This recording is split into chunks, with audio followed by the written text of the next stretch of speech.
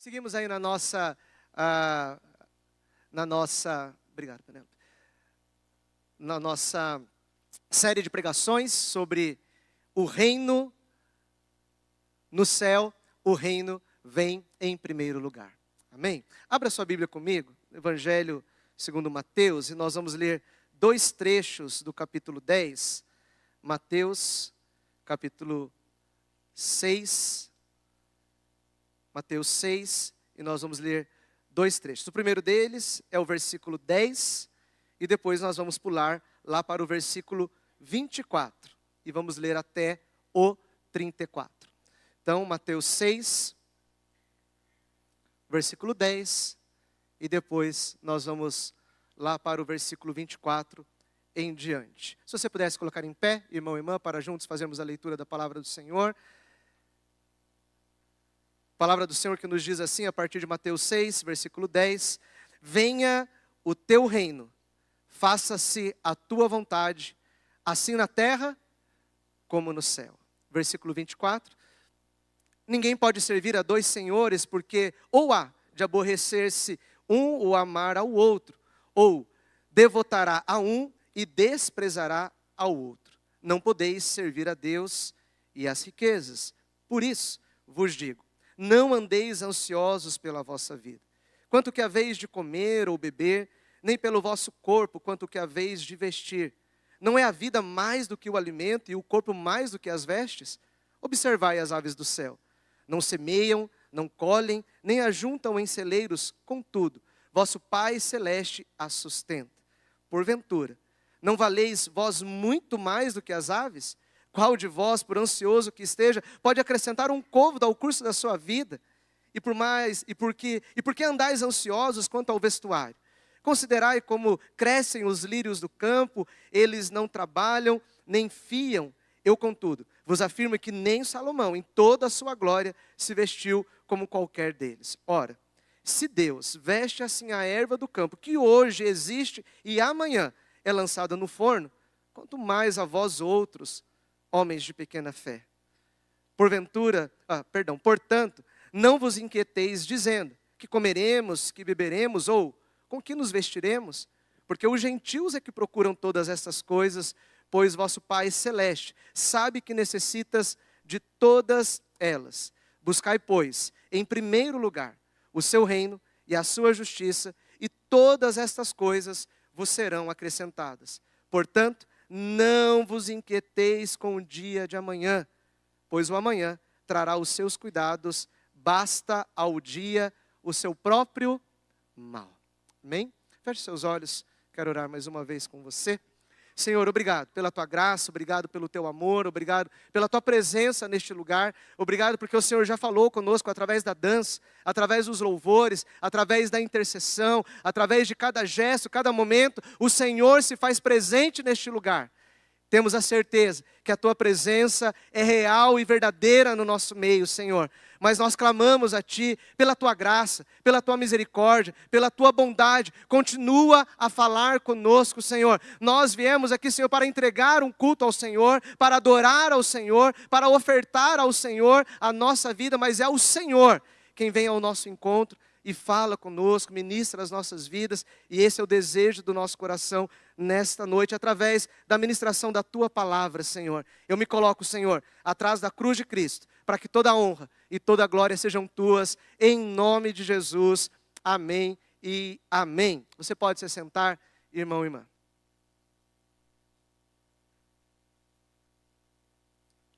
Amém, glória a Deus. Irmãos e irmãs, talvez uma das coisas mais desafiadoras para a nossa caminhada como cristão e cristã é colocar em prática os princípios espirituais que nós aprendemos, que nós ouvimos, que nós vamos absorvendo ao longo da nossa caminhada na nossa vida material, concreta. Ou seja, fazer essa ponte do espiritual para o material.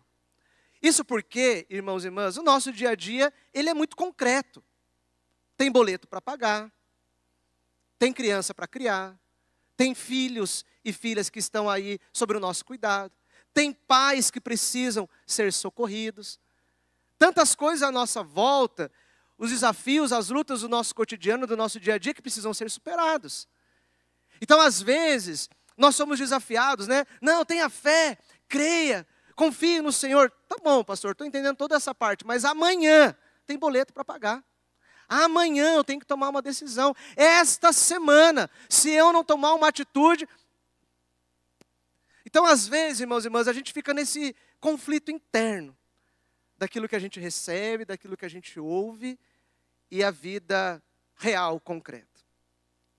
O fato é, irmãos e irmãs, que a nossa essência é espiritual. Quando nós entregamos a nossa vida a Jesus, nós recebemos da parte dele o Espírito Santo, que entre tantas funções, tantos agires, né, que o Espírito tem na nossa vida, um deles é confirmar no nosso espírito que nós somos filhos de Deus. E quando isso acontece, é ativada em nós uma consciência que antes de tudo nós somos seres espirituais. No plano original de Deus não havia nenhuma contradição. Espiritualidade e vida cotidiana eram a mesma coisa. Mas com a queda, essa realidade foi distorcida, foi corrompida. Por isso, irmãos e irmãs, muitas vezes nós sentimos este conflito entre a vida concreta, material, o dia a dia e a nossa vida espiritual. Como houve essa ruptura, porque ali no Éden, ali no jardim, era tudo a mesma coisa. Era caminhar com Deus, era caminhar no jardim, e caminhar no jardim era caminhar com Deus. Não havia o que nós chamamos hoje de uma vida secular e uma vida espiritual. Até porque eu nem acredito nisso, irmãos e irmãs. Ou nós somos espirituais, ou nós não somos espirituais. Então essa separação, ela é muito perigosa. Ela pode ser uma armadilha para nós. Não, porque na minha vida secular, assim.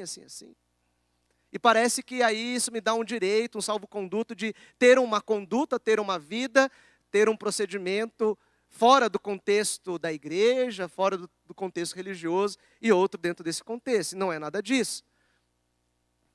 Ao declararmos que queremos viver aqui na terra, a realidade do céu, assim na terra como no céu, nós estamos, irmãos e irmãs, profeticamente dizendo que nós queremos voltar para o jardim. Em outras palavras, quando a gente diz assim, Senhor, que a tua vontade seja feita aqui na terra como ela é feita no céu, nós estamos dizendo assim, Senhor, nós queremos voltar para o jardim, nós queremos estar em plena comunhão contigo, nós não queremos mais esta separação entre aquilo que é sagrado e aquilo que não é sagrado. Esse é o propósito, portanto, irmão e irmã, da vinda de Jesus até nós. Ele veio exatamente para restabelecer plenamente esta comunhão entre nós e o Pai. Ele veio restabelecer a soberania divina. E Jesus faz isso, estabelecendo o seu governo, inaugurando o seu reino. Por meio de Cristo, temos a chance de reviver o propósito original de Deus. Eu acho que pode dar um pouquinho de ganho, viu, Boni? Estou me ouvindo pouco aí embaixo. Não se trata, irmãos e irmãs, de vivermos desconectados. E aqui não é nenhum apelo, nenhum convite a termos uma vida quase que assim, de ascetismo, né? Vamos viver uma vida espiritual, vamos ter um linguajar espiritual, vamos nos vestir como crentes. E aí eu já nem sei se é muito assim, né? Mas vamos ter uma carona, assim, um jeitão de crente. E aí deixa os pecadores o mundo lá fora. Não é sobre isso, irmãos e irmãs. Pelo contrário. É, na verdade, viver a vida como ela é. Mas a partir dos padrões e dos valores, a partir da perspectiva do céu. É isso que nós desejamos. Viver aqui e agora aquilo que é a realidade da eternidade. Na oração ensinada por Jesus, o primeiro pedido dele, ele inicia a oração deixando bem claro com quem que ele está falando. O Pai que já não é mais dele, ele está declarando: o Pai é nosso. O nome desse Pai, o nome desse Deus é santo. Ele é separado, ele é consagrado. Nada pode contaminar a presença dele, o nome dele. Pai nosso que estás no céu, santificado seja o teu nome. E aí vem o primeiro pedido da oração. Venha a nós o teu reino. Essa é o primeiro pedido que consta na oração. Em outro momento, mas também dentro desse contexto de ensino, dentro da pedagogia do Sermão do Monte, Mateus 5, 6 e 7, Jesus segue ensinando os seus discípulos, e aí ele declara de forma enfática, objetiva, imperativa: busquem em primeiro lugar o reino de Deus e a sua justiça. Ao clamarmos, irmãos e irmãs, e essa foi a palavra que Deus nos deu para este ano, ao declararmos assim na terra como no céu, precisamos entender que o reino vem antes. Não há manifestação do céu sem que o reino seja a nossa prioridade. Portanto, irmãos e irmãs, aqueles e aquelas que desejam viver a realidade do céu, os milagres do céu, a provisão do céu, o agir sobrenatural do céu, aqueles e aquelas que desejam ver o céu se abrindo na sua vida, no seu trabalho, na sua saúde, na sua casa, aqui na nossa igreja, nós precisamos entender que isso só acontece quando para mim e para você, buscar o reino, viver o reino é uma prioridade. Não tem céu na terra sem que o reino venha em primeiro lugar. Para vivermos o céu na terra, precisamos compreender a lógica divina e aplicá-la no nosso dia a dia. Porque na cabeça de Deus, irmãos e irmãs, o reino dele vem em primeiro lugar. Tudo o que ele faz é para que o reino dele se manifeste, é para que o reino dele seja sinalizado. Então Deus só vai te abençoar se isso fizer com que o reino dele seja engrandecido. Deus só vai te curar se o reino dele avançar por causa disso. Então, na lógica de Deus, tudo o que ele faz, tudo o que ele realiza, tudo o que ele deixa de fazer na nossa vida, tudo que ele diz sim ou não para nós, está atrelado com a manifestação do reino. Portanto, irmão e irmã, quando eu entendo que as coisas só acontecem na minha vida para que o reino se manifeste, eu começo a perceber que eu tenho que entender o porquê que eu tenho que viver o reino. Por que nós devemos buscar o reino em primeiro lugar? Primeiro, porque é um sinal de rendição. Para Jesus, buscar o reino de Deus significa conceder o governo da nossa vida ao Pai. Reino é governo. Reino é soberania.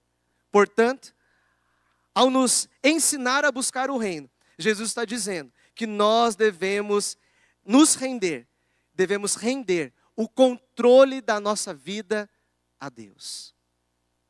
Quando Jesus ele está ensinando aos seus discípulos e a nós a orarmos, e a primeira coisa que ele pede, ele não pede pelo pão de cada dia, ele não pede pelo perdão, ele pede para que o reino venha. Então a primeira coisa, a porta de entrada é, eu preciso me render, porque quando eu estou clamando para o reino vir, eu estou dizendo que é ele que está no controle. Quando buscamos o reino, em primeiro lugar, estamos reconhecendo a nossa incapacidade de governarmos a nós mesmos. Se eu fosse um pregador bem chato, eu diria assim para você: fala para quem está do seu lado, você é um desgovernado. Né? Porque é isso que nós somos, irmãos e irmãs, somos desgovernados. Eu e você somos um trem carregado de minério, sabe aquele trem pesado, desgovernado. É isso que eu e você somos. Pense aí por 10 segundos. Se você fizesse tudo o que você tem vontade de fazer, não sobrava um, hein, gente? Fala a verdade. A verdade, irmãos e irmãs, que essa é a realidade. A partir do momento que saímos da plena comunhão, do jardim da presença de Deus, nós entramos em total desgoverno. E quando nós clamamos, Senhor, venha o teu reino, eu estou me rendendo à soberania de Deus, eu estou reconhecendo que o melhor para a minha vida, que o excelente para a minha vida, o ideal para a minha vida, é que Ele esteja no governo. Não existe céu na terra, se quem governa a minha vida é a minha verdade. Não existe céu na terra, se quem governa a minha vida é o meu orgulho. É a minha autossuficiência, é a minha própria vontade. Se quando clamamos, irmãos e irmãs, venha o teu reino, se nós estamos dizendo que nós temos que buscar em primeiro lugar o reino de Deus, mas ainda a minha verdade, a minha opinião, a minha cosmovisão, a minha forma de ser, é isso que está governando a minha vida, Deus não é o governante da minha vida.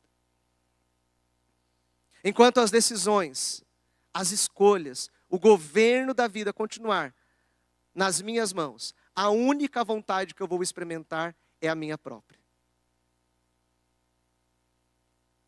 E talvez esse seja um dos nossos grandes desafios da nossa caminhada, irmãos e irmãs. Abrir mão do governo da nossa vida. Entregar o governo da nossa vida ao Senhor. Porque quando oramos, venha o teu reino, é isso que estamos declarando. Eu estou reconhecendo a minha limitação, a minha incapacidade. E eu estou entregando o governo da minha vida ao Senhor. Rendição é entregar as nossas armas. É parar de lutar com as nossas armas. É parar de lutar com a nossa vontade, com o nosso eu. Do jeito que eu acho que é o certo, do jeito que eu acho que tem que ser as coisas. E isso passa também, irmãos e irmãs, por um processo de humilhação. Porque quando eu reconheço que eu não sei, que eu não tenho, que eu não posso, sim, isso é humilhante. Quando um exército precisa se render a outro exército, está embutido nesse processo, um processo de humilhação. Nós não demos conta, nós não conseguimos vencer o outro exército, eu me rendo. E talvez aqui é o lugar onde o Espírito Santo precisa trabalhar no meu coração e no seu coração. O lugar da humildade, o lugar do quebrantamento, irmão e irmã. Nos rendemos, Senhor, eu não quero mais lutar com as minhas armas. Eu não quero mais que a minha opinião seja a opinião que vai prevalecer. Eu estou entregando a minha verdade. Eu estou assumindo a minha limitação. Porque eu quero o teu governo na minha vida. Não é fácil, irmãos e irmãs, passarmos por esse processo. Eu estava conversando esses dias com um pastor que eu estou caminhando um pouco mais próximo, numa mentoria. E uma característica nesse meu colega de ser um pouco mais impulsivo nas suas respostas. E eu posso falar isso eu tenho um lugar de fala, né? Eu falo isso que eu me identifico bastante. E é muito interessante dar um conselho para a pessoa que serve mais para mim do que para a pessoa. E aí eu falei para ele esses dias, falei, olha, para de ficar dando resposta toda hora para as pessoas. Use um sonoro e bastante assim audível, eu não sei. Gente, é tão libertador isso. Eu não sei para vocês, mas para mim como pastor é libertador falar para você assim, eu não sei. Eu não sei. E quando eu digo que eu não sei, é humilhante. É vexatório. Como que você não sabe? Porque na verdade, irmãos e irmãs, quando eu declaro que eu não sei, eu estou reconhecendo que só uma pessoa sabe. Só Deus sabe se a cura vai vir ou não, se o milagre vai acontecer ou não, se a porta vai abrir ou não, se as coisas vão mudar ou não. Eu não sei, mas Deus sabe. Deus tem a resposta, Deus tem a solução, Deus tem os caminhos dele. E quando eu me coloco neste lugar de rendição, eu estou dando o governo para ele. Porque eu preciso buscar o reino em primeiro lugar, porque ele põe em ordem a minha vida. A psicologia comportamental diz que a bagunça externa no ambiente revela a bagunça interna das nossas emoções. Quem é pai e mãe de filho adolescente, levanta a mão. Vamos levantar um clamor por esses irmãos, gente, por favor? Amém? Por que quarto de adolescente é tão bagunçado?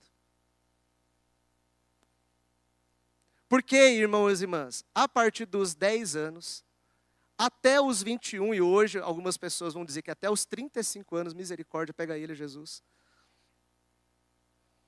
é adolescência. E é um momento cerebral onde o menino e a menina está sendo desconstruído. E tem que ser assim. Deus fez dessa forma, para dar trabalho para o pai e para a mãe. Deus fez dessa forma, para que o nosso cérebro possa se, literalmente, amadurecer e entrar na vida adulta. Então, naturalmente, na vida do adolescente, há uma bagunça interna. Num dia ele é vaidoso, no dia ele se acha a pessoa mais feia do mundo. Num dia está amando, no outro dia não está amando mais. Então, essa vida intensa, esses sentimentos à flor da pele. Então, essa bagunça ou essa desestruturação interna revela a bagunça externa. A única forma de colocarmos em ordem as coisas fora de nós é colocando em ordem as coisas que estão dentro de nós. Por isso, enquanto o reino não for aquilo que vem em primeiro lugar na minha vida e na sua vida, sempre viveremos uma realidade ou com uma sensação de que as coisas estão desorganizadas. Você já teve essa sensação? A casa está organizada, as contas estão pagas, está tudo basicamente no seu devido lugar, mas estou com uma sensação de que não está encaixando as coisas, está faltando alguma coisa, as coisas não estão em ordem. Então, às vezes, irmãos e irmãs, é literal, às vezes as coisas estão uma bagunça na nossa vida mesmo, mas às vezes não, mas a gente continua com essa sensação. Por quê? Porque o reino ainda não é aquilo que está em primeiro lugar na nossa vida. Jesus, ele não está condenando, lá no trecho que lemos, do versículo 24 ao 34, não é uma condenação em si a busca pelo dinheiro. Ou a preocupação com as coisas básicas da vida, o que comer, o que beber, o que vestir. Jesus não está condenando aquelas pessoas que estão preocupadas com o dia de amanhã. Não é exatamente isso. A questão aqui para Jesus é o lugar que estas coisas ocupam na nossa vida, ao ponto de nos deixar ansiosos. Aí tem um problema. Aqui que está o problema para Jesus. Jesus, ele não está preocupado se você está buscando, prosperar, crescer financeiramente. O problema não está aqui. Sim, todos nós, a hora que a gente sair daqui, primeira preocupação que virá à nossa mente: o que eu vou comer? E talvez agora no meio da pregação você já está pensando nisso, né? Se não estava, agora começou a pensar o sabor da pizza, né? Pelo menos convida a gente, né? Quando for assim. Essas coisas básicas, Jesus não está condenando isso, gente. A questão é o lugar que isso ocupa no nosso coração. E a preocupação de Jesus é isso nos deixar ansiosos. Irmão e irmã, guarde isso no seu coração. Ansiedade não é falta de fé. Ansiedade é falta de prioridade. Ansiedade não é sobre falta de fé, é sobre falta de prioridade. Ao buscarmos o reino de Deus e a sua justiça, eu estou colocando o foco dos meus pensamentos, dos meus sentimentos, das minhas ações em fazer a vontade de Deus. E quando eu coloco o meu foco nisso, eu paro de superestimar, de supervalorizar os meus problemas ou as minhas necessidades. Olha o remédio do céu que Deus está nos dando. Porque ele conclui todo o arranjo aqui, irmãos e irmãs, até o versículo 32, falando da ansiedade, falando das nossas necessidades. E ele inicia o versículo 33 como uma resposta, como uma solução, como um remédio. Diante da preocupação, diante da ansiedade, busque, em primeiro lugar, o reino de Deus e a sua justiça. Porque quando eu faço isso, eu estou ordenando a minha vida, eu estou colocando as coisas no seu devido lugar. Quem é que não consegue trabalhar quando a casa está desorganizada? As mulheres são campeãs nessas mãozinhas, né? Isso. Não consigo. Como é que eu vou trabalhar? A pia está com um monte de coisa. Querida, a pia é desse tamanho. Deixa as coisas sujas lá e nesse cantinho faz o café. Eu não consigo fazer café sem lavar a louça. Meu Deus! E tudo isso é para eu ir lá lavar a louça. Amém. Vamos voltar para a pregação. E aí, irmãos?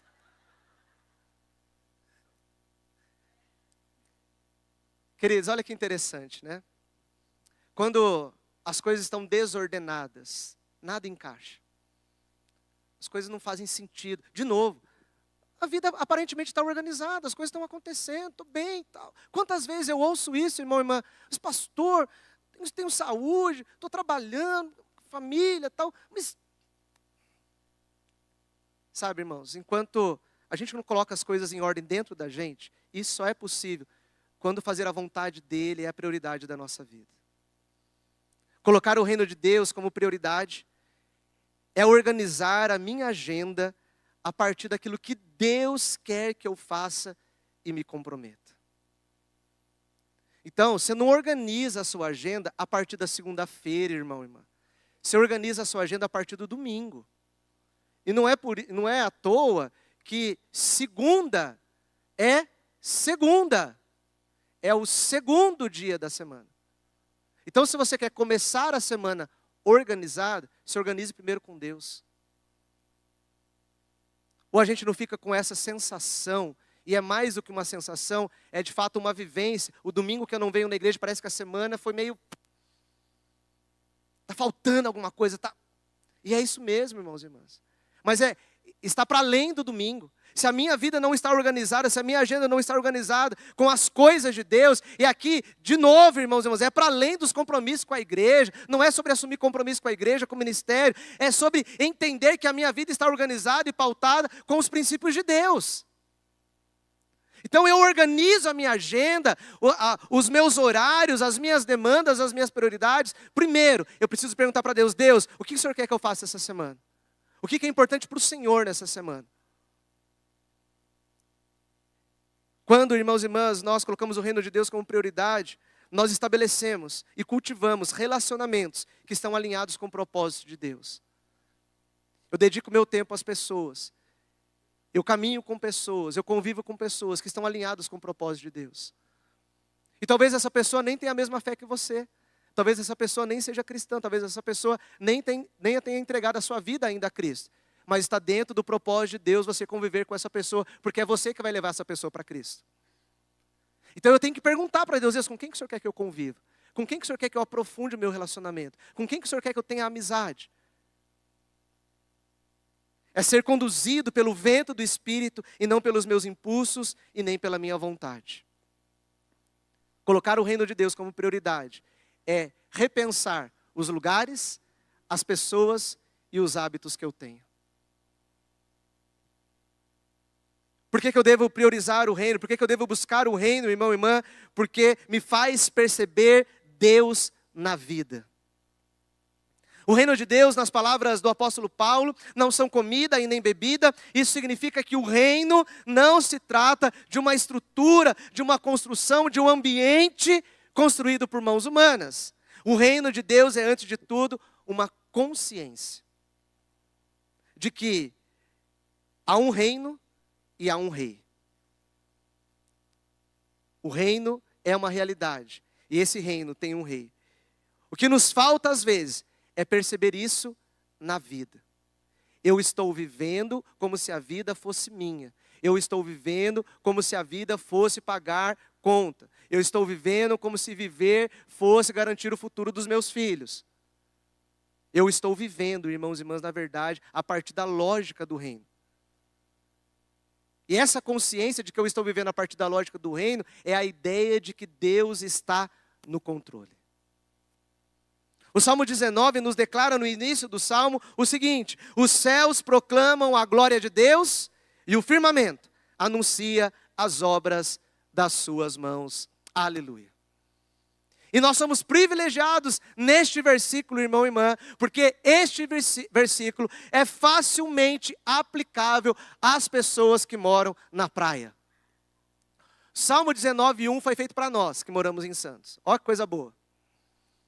Porque é sobre isso. Não tem como você ir para a beira da praia e você não contemplar a glória de Deus. Não tem como.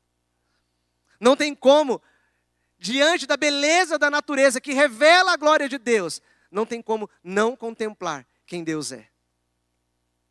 As lutas, os desafios que a vida nos proporciona são incontáveis, irmãos e irmãs. Se a gente fosse abrir aqui, cada um vai ter a oportunidade essa noite de contar os seus problemas. Que hora que você acha que a gente ia embora, gente? Se é que a gente ia embora um dia daqui. Sabe por quê? Porque daí na 20ª pessoa, alguém já ia estar falando assim, pessoa chata, insuportável. Aí já é mais um problema que a gente arrumou, entendeu? E aí a gente vai ficar aqui num ciclo, né? De problemas e problemas. Então problemas, irmãos, todos nós temos. Não dá para contar. Por isso, eu preciso viver na perspectiva do reino. Pois isso me conscientiza de que há algo maior, de que há algo que transcende essa realidade, de que tem alguém, sim, que está no controle de tudo isso. A vida é muito difícil para ser vivida, irmãos e irmãs, é muito desafio, é muita luta. Mas quando eu vivo na perspectiva do reino, eu sei que Deus é um Deus sobrenatural, é um Deus que age além de mim, é um Deus que age além das circunstâncias, é um Deus que está no controle de todas as coisas. E eu preciso estar atento a isso, eu preciso contemplar essa beleza, este agir e esta realidade de que Deus está no controle de todas as coisas. Por isso, irmãos e irmãs, a contemplação precisa fazer parte da nossa vida. Seja contemplar o mar, seja contemplar o sorriso do seu filho, seja contemplar a beleza da sua esposa, seja contemplar a maturidade do seu marido, seja olhar para os últimos anos de vida do seu pai e da sua mãe e contemplar a glória de Deus se manifestando ali. Por isso, olha que interessante. Jesus, no meio do Sermão do Monte, ele olha para um lado, olha para o outro, faz uma pausa e diz assim para os discípulos: gente, olha só esses passarinhos aqui. Gente, olha só os lírios dos campos à nossa volta. Sim, Jesus está dando uma orientação literal para os discípulos. Olhem para as aves que estão no céu e olhem para os lírios dos campos. Era para, de fato, os discípulos pararem e contemplarem a sua volta. Olha a beleza da criação. Olha como Deus está no controle. Se Ele cuida das aves, se Ele deixa o campo tão bonito com os lírios assim, será que Ele não está cuidando de nós também? Ou muito mais que Ele cuida da própria natureza? Portanto, irmãos e irmãs, quando nós contemplamos, nós estamos enxergando os sinais do reino de Deus. No reino de Deus, o rei não está encastelado, distante da vida, distante da realidade. Pelo contrário, o rei e o reino estão na simplicidade da rotina, estão na simplicidade do dia a dia, estão nos detalhes da nossa vida. E quando eu vivo, irmão e irmã, na perspectiva do reino, eu posso contemplar Deus em todos os lugares e em todos os momentos. Que coisa maravilhosa. Nos momentos mais difíceis, mais complicados, eu sei que Deus está presente. É só eu olhar para a minha volta. Em algum lugar eu vou ver algum sinal da glória de Deus, do poder de Deus, do agir de Deus. E isso é maravilhoso. Na verdade, esse é o exercício que temos que fazer, irmãos e irmãs. Se nós estivermos atentos no nosso dia a dia, nós vamos ver Deus o tempo todo. Nós vamos perceber Deus o tempo todo. Por que nós devemos buscar o reino em primeiro lugar? Porque eu encontro provisão. Jesus deixa claro que o Pai sabe de todas as nossas necessidades. É quando Ele propõe, então, uma inversão radical para a nossa razão de viver. Por qual motivo, irmão e irmã, você está vivo? Por qual motivo você segue dando um passo de cada vez? Quando nós chegamos no versículo 33, Jesus dá um cavalo de pau. Muda completamente a direção. Ele fala: gente, pera só um pouquinho. Sabe esse jeito que vocês acham que a vida tem que ser, a vida está organizada? Deixa eu falar para vocês, é totalmente diferente. É outra coisa. Você quer se livrar das preocupações e da ansiedade? Então, coloque o reino como sua prioridade. E todas as coisas que vocês precisam serão acrescentadas. É isso que Jesus está dizendo para os discípulos e para mim e para você. Aquele e aquela que não quer mais ter preocupações, aquele e aquela que não quer mais ter a sua vida, as suas escolhas, as suas decisões regidas pela ansiedade, precisam colocar o reino de Deus como prioridade. precisam buscar o reino em primeiro lugar, e aí, e só aí, todas as demais coisas que nós precisamos serão acrescentadas. Os mais afoitos vão dizer assim, e podem concluir que se trata então de uma troca, uma barganha. Ou seja, se eu buscar o reino e a justiça de Deus, Ele vai me dar tudo o que eu preciso. Agora, irmãos e irmãs, não há nenhuma locução de condicional no texto. Não há nenhuma condição no texto. Leia com atenção o versículo 33. Se você buscar o reino, não tem se. Então, quando você buscar o reino, também não tem um então. Então não se trata aqui, irmãos e irmãs, de barganha, de troca. Se você buscar o reino em primeiro lugar, aí eu vou te acrescentar. Não. No entanto, não se trata, irmão e irmã, de uma condição, mas na verdade de uma consequência. Não é condição, é consequência. Deus não vai me abençoar se eu priorizar o reino.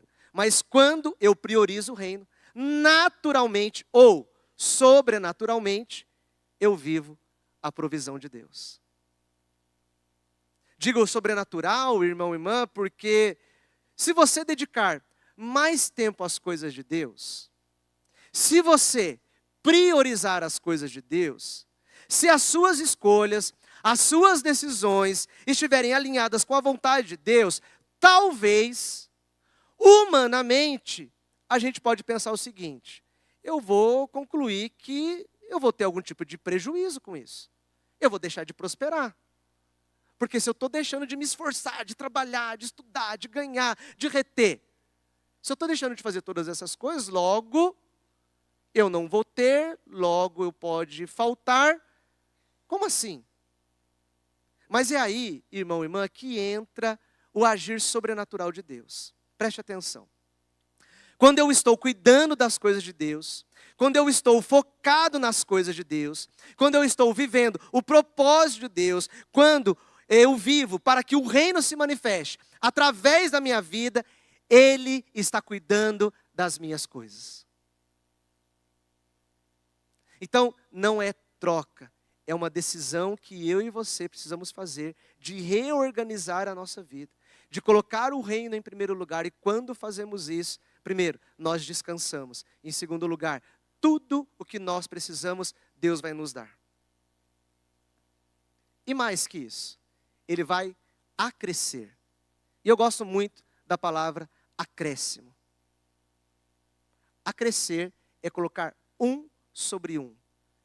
Sobre um. Sobre um. Então a lógica do texto é o seguinte: Jesus está dizendo assim, olha, busque em primeiro lugar o reino de Deus e a sua justiça. Porque como eu já te dei, eu vou acrescentar ainda mais. Deu o quê? A própria presença dEle.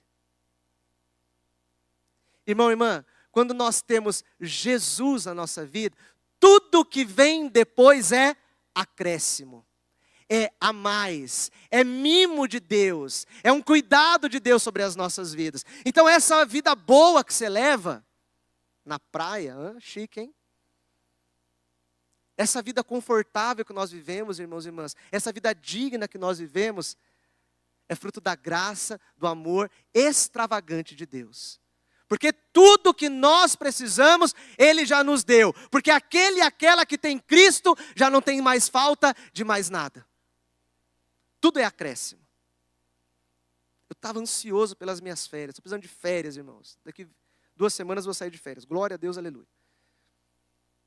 Mas a gente vai para BH, e chega lá em BH, é mais ou menos descanso.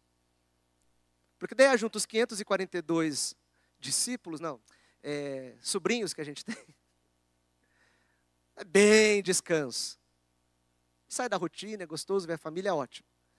Estava querendo um descansinho. Irmãos, que segunda-feira estressante que eu tive essa semana. Era 5 horas da tarde. Eu pensando na turma no trânsito, voltando para casa, estressado, cansado. E aí eu olhei para o céu, eu vi as ararinhas voando na minha cabeça assim. E eu dentro de uma piscina quentinha. Fiquei tão preocupado com quem estava no trânsito, estressado com o trabalho. Que presente que Deus nos deu. Descansamos 2 dias, rapidinho, mas que descanso bom. Sabe por quê? Acréscimo. Eu nem mereço, eu nem precisava, eu nem deveria ter ganhado, mas porque Deus me ama. Então, irmãos, essa pizza gostosa que você vai comer hoje, depois do culto, entenda isso, é um acréscimo do Senhor na sua vida. É um a mais de Deus na sua vida. Amanhã você vai acordar e você tem um trabalho para ir, glória a Deus. É um acréscimo de Deus na sua vida. Que bênção! Você vai voltar para sua casa, você vai cuidar do seu marido, você vai cuidar da sua esposa. Que bênção! Amém? Sexta-feira tem mentoria de casais, hein? Irmãos e irmãs, quem não fica preocupado em ter, em reter, em acumular, é aquele que mais tem. Quanto mais preocupado eu estiver em ter, em acumular, em garantir o meu, menos eu terei. Mas quanto mais atenção eu der em buscar o reino, mais visível e palpável será a provisão de Deus. Eu quero concluir, irmãos e irmãs, destacando um detalhe do texto importante para nós. Jesus, ele faz questão de fazer uma diferenciação entre os discípulos e os gentios. Os gentios, eles não tinham a mesma fé dos judeus. Ou seja, não tinham fé em Deus. Acreditavam em seu próprio esforço, viviam para acumular e garantir o futuro. Essa é a mentalidade do gentio. Além de não acreditar em Deus, eles entendiam que era pelo mérito, era pelo esforço deles. E a lógica da cultura gentílica era essa: vamos acumular, vamos reter, porque a gente não sabe o que vai acontecer amanhã. Então Jesus, ele é muito assertivo nessa diferenciação, nesse confronto entre o comportamento do gentio e dos seus discípulos. Os gentios não criam no sustento de Deus. Portanto, a ansiedade deles era lógica e compreensível. Uma vez que eles não tinham fé na aliança da paternidade com o Criador. Por isso, Jesus confronta os seus discípulos. Por que vocês estão tão ansiosos como gentios? Se vivemos sob o governo de Deus, não precisamos, não devemos viver ansiosos por coisa alguma. Irmão e irmã, trabalhe, se esforce, estude, se especialize, dê o seu melhor em todas as áreas da sua vida, mas não é isso que nos garante.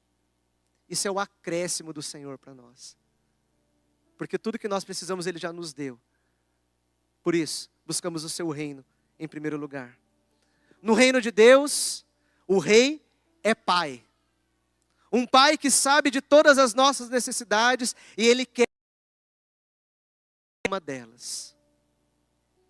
Eu quero te convidar nesta noite, irmão e irmã, a apresentar ao Senhor as suas ansiedades, as suas preocupações. Entregar a Ele o controle da sua vida. Senhor, eu não quero mais ficar preocupado. Eu não quero mais ficar ansioso com o dia de amanhã, porque o dia de amanhã pertence ao Senhor. Trabalha as minhas emoções. Trabalha no meu coração. Organiza tudo aqui dentro, Senhor. Porque eu quero que a minha vida aqui fora esteja organizada como reflexo daquilo que o Senhor está fazendo no meu interior.